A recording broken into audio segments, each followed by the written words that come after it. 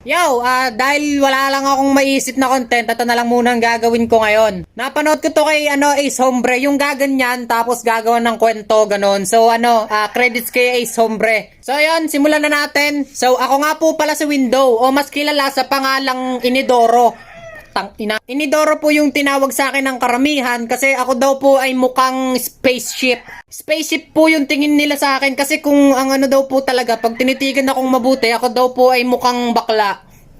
O minsan mukha naman daw po akong tooth fairy. Hindi, minsan kasi alam ko talaga mapagbiro sila eh. Pero ang totoong tingin talaga nila sa akin na isa daw akong mukhang demonyo.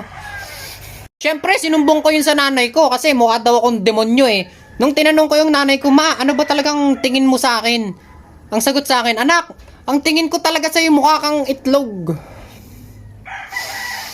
Tapos, syempre, sabi ko sa nanay ko, ma, ano ba talaga yung totoo? Alam ko nagbibiro ka lang. Ang sagot niya sa akin, hindi anak, joke lang.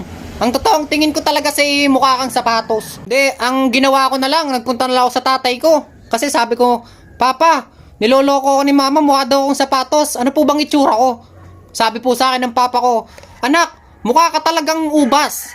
Pero pag inayusan mo naman yung sarili mo, mukha kang spaceship.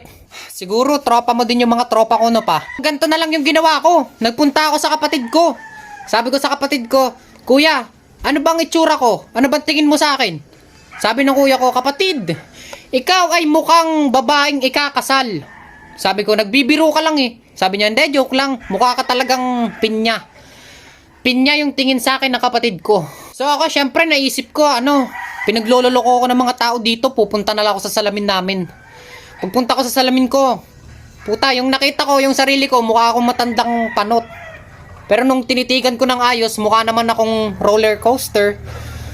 Tinry ko mag side view, mukha naman daw po akong talong. Putang ina, ayoko na.